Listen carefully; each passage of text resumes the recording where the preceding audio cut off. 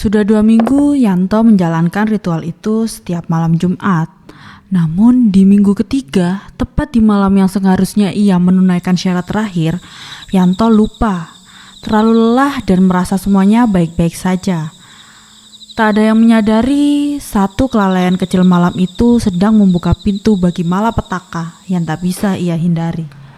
Hai, aku lupa Bu. Kemarin malam lupa ritual. Terus gimana Pak? Ibu cuma takut kalau Bapak kejadiannya kenapa-napa. Udah, cukup itu semua. Capek aku tiap malam harus begitu terus. Warung udah rame. Ngapain dilanjut? Apa nggak apa-apa Pak? Atau mungkin Bapak lebih baik ke Pak Ustadz dan Kilau sekarang juga Pak? Sholat taubat Pak, agar tidak terjadi apa-apa ke depannya. Alah, nggak usah Bu. Ngapain juga? Kan nggak terjadi apa-apa. Udahlah, kita tuh siap-siap buka warungnya dulu aja. Beneran Pak, Ibu takut kalau terjadi apa-apa. Karena dari awal Ibu udah memperingatkan Bapak agar tidak pergi ke dukun. Udah, nggak ada apa-apa. Lagian kemarin dukunnya nggak ngomong apa-apa kok. Resikonya aman Bu. Ya Allah, bagaimana ini? Posisi hamba serba salah. Mudah-mudahan Engkau selalu lindungi ya Allah. Bu, kenapa bengong? Ayo bantu Bapak ini buka warung. Iya Pak. Yanto mengabaikan ritual itu tanpa membayangkan akibatnya. Pagi itu warung kembali ramai seperti biasa. Tak ada tanda apapun yang menunjukkan bahwa hidupnya sebentar lagi akan berubah drastis. Assalamualaikum Pak Yanto, Bu Sari. Ada Mas Bayu. Terima kasih loh Mas, sudah dibantuin kemarin aplikasi makanan online-nya. Iya loh, saya sangat berterima kasih pada Mas Bayu. Warung saya jadi ramai lagi dan omsetnya naik. Hari ini Mas Bayu mau makan apa? Gratis. Wah, beneran Pak. Alhamdulillah, rezeki anak soleh. Hahaha. Saya juga ikut senang, warungnya kembali ramai lagi. Dan saya nggak keberatan kok Pak, Bu. Masalah bantu aplikasi kemarin. Ya udah, mau makan apa toh Mas Bayu? Mumpung gratis, saya mau ayam 2 Pak. Hehe, nggak apa-apa kan? Nasinya 1 porsi aja.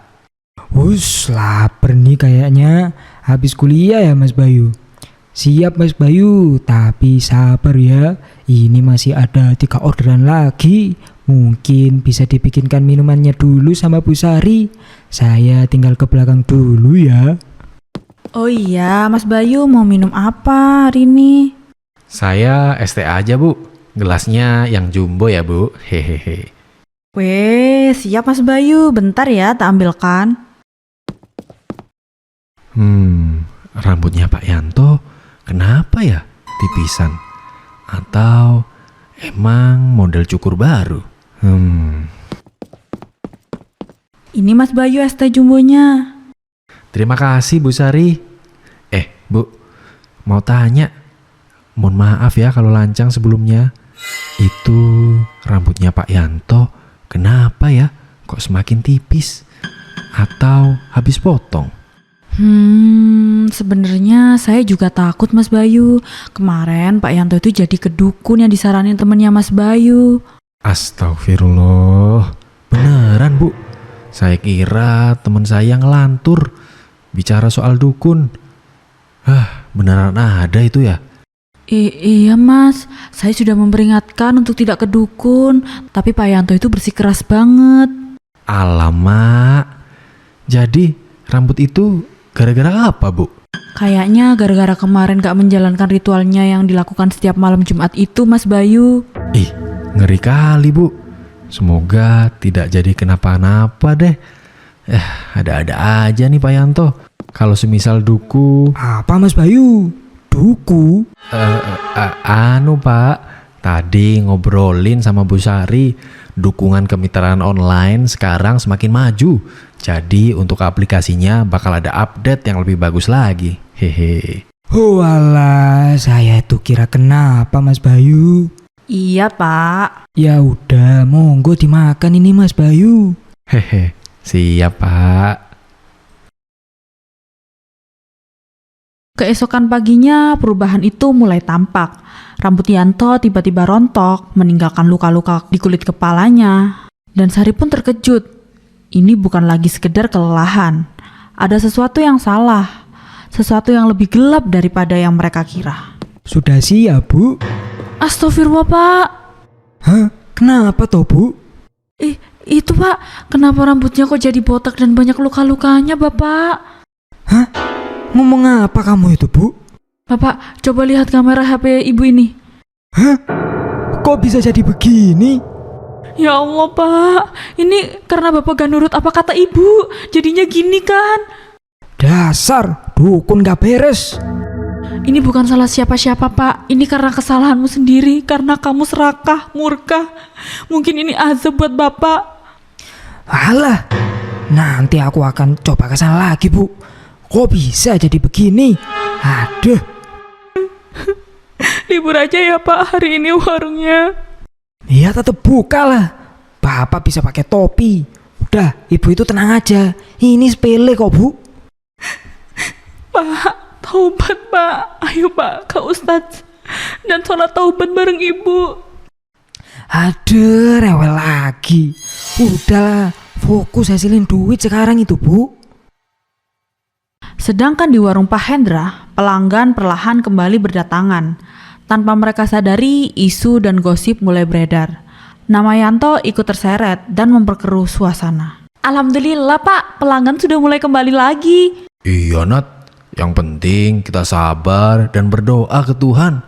Pasti perlahan akan dikabulkan. Tapi, Pak, saya dengar kabar baru tentang warung lalapan Pak Yanto loh. Hah? Kenapa Nat? Kemarin kata ibu-ibu di sini, ayam yang dijual Pak Yanto itu ada belatungnya. Makanya pelanggannya balik lagi ke kita. Astaga. Hus, kamu gak boleh fitnah gitu. Tanpa bukti nyata, bisa-bisa kamu dituntut loh. Maaf, Pak. Kan saya dapat berita aja dari ibu-ibu. Saya sih gak mau tahu urusan orang lain ya. Yang terpenting kita doakan agar sama-sama maju warung ini atau warungnya Pak Yanto. Bersaing secara sehat adalah cara yang terbaik, Nat. Iya, Pak. Maaf ya. Mulai sekarang jangan menyebar gosip yang belum pasti ya di sini. Bilangin juga ke karyawan lain. Kalau ada kedapatan menyebar gosip, langsung saya berhentikan. Karena pada dasarnya kita sama-sama cari uang di sini. Baik, Pak. Saya mulai sekarang tidak bicara yang tidak-tidak tentang warung Pak Yanto. Oke, makasih ya. Silakan dilanjut kerjanya. Di warung Yanto, suasana tak banyak berubah. Tapi tubuh Yanto mulai menunjukkan tanda-tanda ganjil. Gatal yang tak wajar, rasa gelisah, dan bayang-bayangan yang tak dapat dilihat orang lain perlahan menghantuinya. Pak, pesanan ojek 3-nya sudahkah? Belum, Bu. Sebentar ya. Kenapa sih, Pak? Dari tadi garu-garu kepala terus. Gatal, Bu. Nggak tahu. Aduh, kalau begini terus mending kita tutup dulu aja, Pak, buat cek kondisi Bapak. Alah, ini tuh cuman gatal biasa. Udah, urus minuman aja sana. Iya, Pak. Aduh, kenapa ini? Kau pikir semua ini gratis? Hei, kamu yang nyebabin ini semua, Mbah.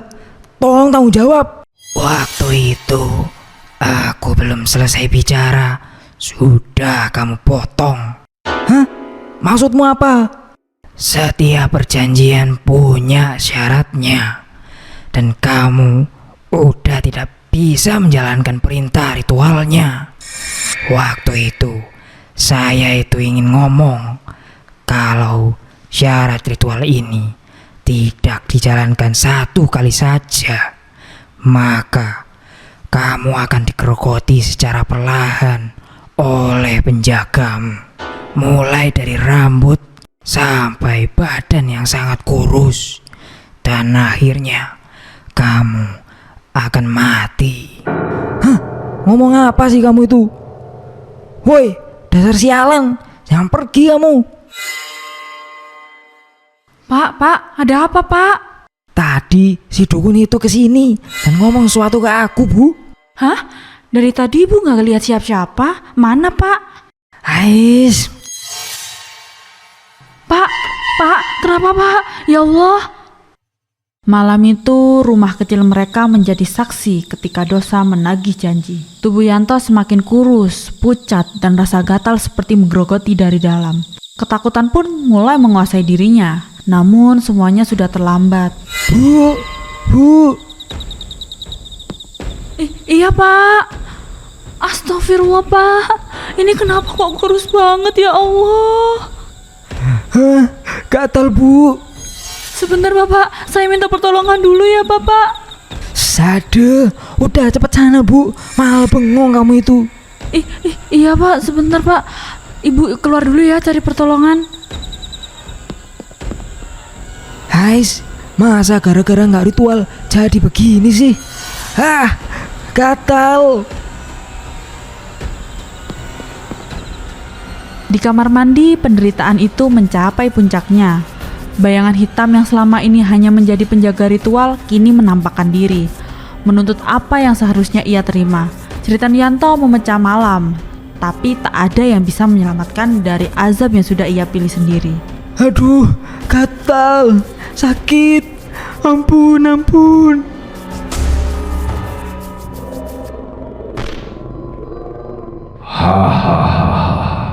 Kamu akan membayar semuanya karena tidak memberiku makan. Ampun. Saya janji bakal ngasih nasi merah dan daun sirih lagi. Sudah terlambat. Sekarang giliran tubuhmu yang akan jadi santapanku. Ampun, sakit.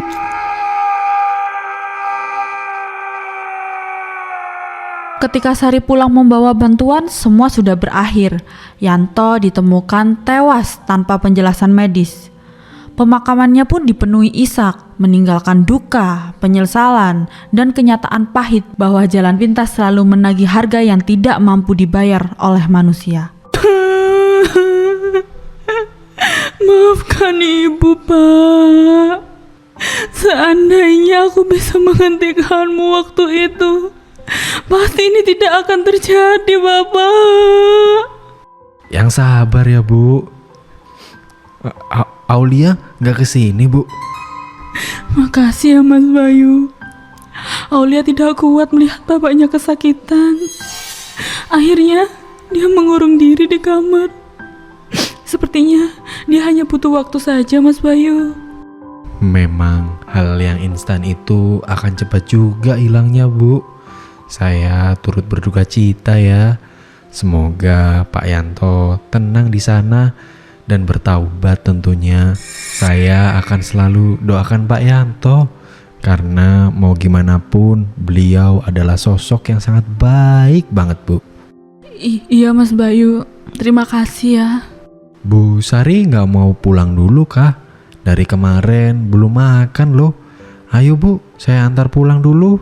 Saya masih mau di sini, Mas Bayu. Silakan kalau mau pergi duluan, Mas. Yang sabar ya Bu.